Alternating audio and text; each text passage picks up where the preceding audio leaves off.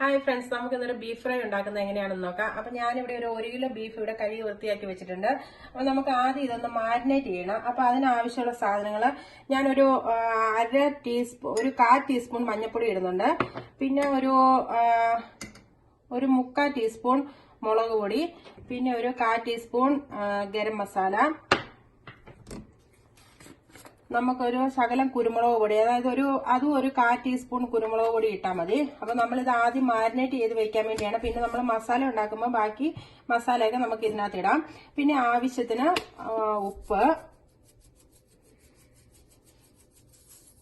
പിന്നെ ഞാനിവിടെ മസാല ഉണ്ടാക്കാൻ വേണ്ടിയിട്ട് സവോളയൊക്കെ അരിഞ്ഞു വെച്ചിട്ടുണ്ട്. അപ്പൊ അതിനകത്തുനിന്ന് ഞാനൊരു എന്താ പറയണ്ടേ, ഒരു 2-3 പീസ് സവോള ഇടുന്നുള്ളൂ. അപ്പൊ അത് ഇതിനകത്ത് ഇടുന്നുണ്ട്. പിന്നെ ഒരു പിടി ഇത്രയും ഇഞ്ചിയും ഇത്രയും വെളുത്തുള്ളി, പിന്നെ ആവശ്യത്തിന് കറിവേപ്പില.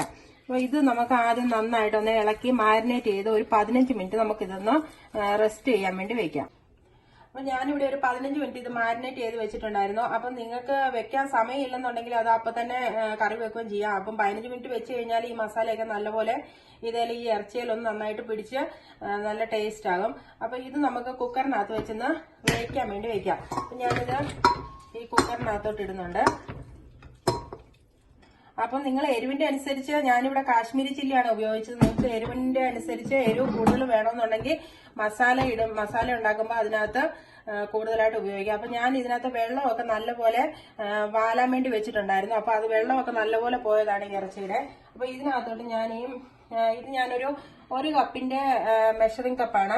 അപ്പൊ ഇതിനകത്തുനിന്ന് ഞാനൊരു 1/4 കപ്പ് വെള്ളം ഞാൻ ഇതിനകത്ത് ഒഴിച്ചിട്ടുണ്ട്. അപ്പൊ ഇതിനകത്ത് വെള്ളം ഒട്ടും ഇല്ലാത്തതുകൊണ്ടാണ് ഞാൻ അതിനകത്ത് ഒഴിച്ചിരിക്കുന്നത്. അപ്പൊ നമുക്കിതൊന്ന് കുക്കർ അടച്ച് വെച്ചിട്ട്, അപ്പൊ ഞാനിവിടെ ബീഫ് വേഗം വെച്ച് ആ സെയിം ടൈമിൽ തന്നെ ഞാനിപ്പോ ഒരു പാൻ വെച്ച് എണ്ണ ഒഴിച്ച് വെച്ചിട്ടുണ്ട്. അപ്പൊ അതൊരു 2 ടേബിൾ സ്പൂൺ എണ്ണ ഞാൻ അതിനകത്ത് ഒഴിച്ചിട്ടുണ്ട്. അപ്പൊ നിങ്ങൾക്ക് ഇഷ്ടമുള്ള എണ്ണ ഏതാന്ന് വെച്ചാൽ അത് ഉപയോഗിക്കാവുന്നതാണ്. അപ്പൊ അതിനകത്തോട്ട് നമുക്ക് കടുക് ഇട്ട് കൊടുക്കാം. അപ്പം ആ സെയിം ടൈം തന്നെ ബീഫ് അവിടെ ഇരുന്ന് വെന്തോളും. അപ്പോൾ ഞാനൊരു 3/4 ടേബിൾ സ്പൂൺ കടുക് ഇട്ട് പൊട്ടുന്നുണ്ട്. അപ്പൊ അതിനകത്തോട്ട് ഞാനിപ്പോ ഒരു മീഡിയം സൈസിലുള്ള ഒരു സവോളയാണ് ഇവിടെ അരിഞ്ഞു വെച്ചിരിക്കുന്നത്.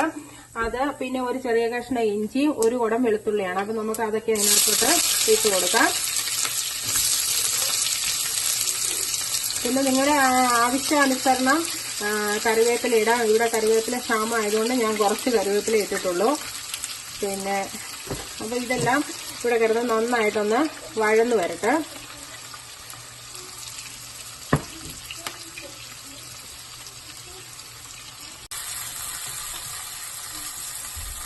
അപ്പൊ ഇത് നന്നായിട്ട് നമുക്കൊന്ന് നല്ല ഒരു ഗോൾഡൻ ബ്രൗൺ കളർ ആകുന്നത് വരെ നമുക്കിത് വഴറ്റിയെടുക്കണം. അപ്പൊ നമുക്ക് ഇതിന് ആവശ്യമുള്ള മസാലകൾ എന്തൊക്കെയാണെന്ന് നോക്കാം. അപ്പൊ ഞാനിത് ഒരു പ്ലേറ്റിനകത്തോട്ട് എടുത്തു വെച്ച് നിങ്ങളെ കാണിക്കാം. അപ്പൊ നിങ്ങൾക്ക് അത് എളുപ്പമാകും. അപ്പോൾ ഞാനൊരു 1/4 ടീസ്പൂൺ മഞ്ഞൾപ്പൊടിയാണ് ചേർക്കുന്നത്. അതായത് നമ്മൾ ഓൾറെഡി ഇതിനകത്ത് മഞ്ഞൾപ്പൊടി ചേർത്തിട്ടുണ്ട് ബീഫിനകത്ത്. അപ്പോൾ ഒരു 1/4 ടീസ്പൂൺ മഞ്ഞൾപ്പൊടി ഇടുന്നുണ്ട്. പിന്നെ മുളക് പൊടി ഒരു 1.5 ടീസ്പൂൺ മിച്ചം മുളക് പൊടി വേണം. പിന്നെ മല്ലിപ്പൊടി ഒരു 2.5 ടീസ്പൂൺ മല്ലിപ്പൊടി.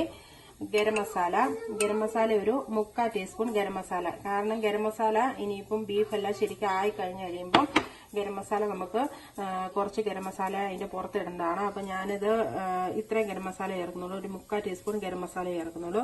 അപ്പൊ ഈ മസാലയൊക്കെ നമുക്ക് ഇതിനകത്ത് സവാള വഴന്നു വരുന്നതിനകത്തോട്ട് ഇട്ട് കൊടുത്ത് നല്ലതായിട്ട് ആ പച്ചമണം മാറുന്നത് വരെ ഒന്ന് ഇളക്കി കൊടുക്കണം. എന്നിട്ട് വേണം അതിനകത്ത് തക്കാളി ഇടാനായിട്ട്. ഞാൻ ആ മസാല ഇതിനകത്തിട്ട് തക്കാളിയൊക്കെ ഇട്ട് ഇത് നന്നായിട്ട് ഇവിടെ തക്കാളി നല്ലതായിട്ടൊന്ന് വെന്ത് വന്നിട്ടുണ്ട്. അപ്പോൾ ഈ സമയത്ത് നമ്മുടെ ബീഫും അവിടെ ശരിക്കും ഒരു 4 വിസിലാണ് പോയിരിക്കുന്നത്. അപ്പോൾ അത് അവിടെ ഇരുന്ന് അതിനകത്ത് ഇതെല്ലാം സ്റ്റീമെല്ലാം പോയി കഴിയുമ്പോൾ ബീഫ് നന്നായിട്ട് വെന്ത് കിട്ടും. ഇപ്പം നിങ്ങൾ വെച്ച ബീഫ് വെന്തിട്ടില്ലെന്നുണ്ടെങ്കിൽ കുറച്ച് നേരം കൂടെ വെച്ച് വേവിച്ചെടുക്കണം.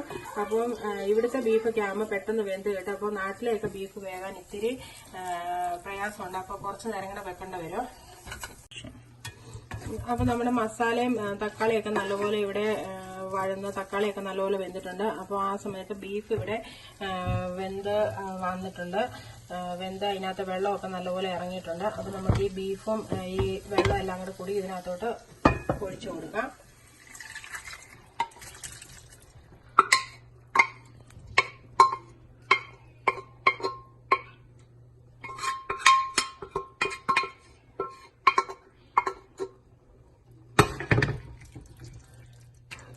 ഇത് നല്ലപോലെ ഒന്ന് ഇളക്കി ഈ മസാല ഈ ബീഫും ഇതെല്ലാം കൂടെ അതിനകത്തൊന്ന് യോജിച്ച് കുറച്ച് നല്ല ഒരു കൂടിയ ഫ്ലെയിമിൽ അതിനകത്ത് ഇവിടെ സ്റ്റൗവിൽ വയ്ക്കണം.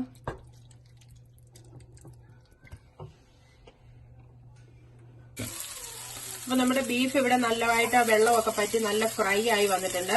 അപ്പൊ ഞാൻ ഇതിന്റെ പുറത്തോട്ട് ഒരു ശരിക്കും പറഞ്ഞാൽ ഒരു 1/2 ടേബിൾ സ്പൂൺ കുരുമുളക് പൊടിയും പിന്നെ അതുപോലെ തന്നെ ഒരു 1/2 ടേബിൾ സ്പൂൺ 1/2 ടീസ്പൂൺ ഗരം മസാലപ്പൊടിയും കൂടി ഇടുന്നുണ്ട്. എന്നിട്ട് നമുക്കിത് നല്ലതായിട്ടൊന്ന് ഇളക്കി ഒന്നും കൂടെ നല്ലതായിട്ടൊന്ന് മിക്സ് ചെയ്തെടുക്കാം.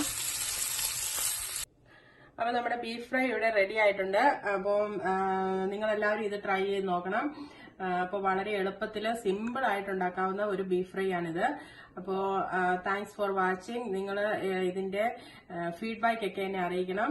അതുപോലെ ഷെയർ ചെയ്യുകയും കമന്റ് ചെയ്യുകയും ഒക്കെ ചെയ്യണം. Thank you.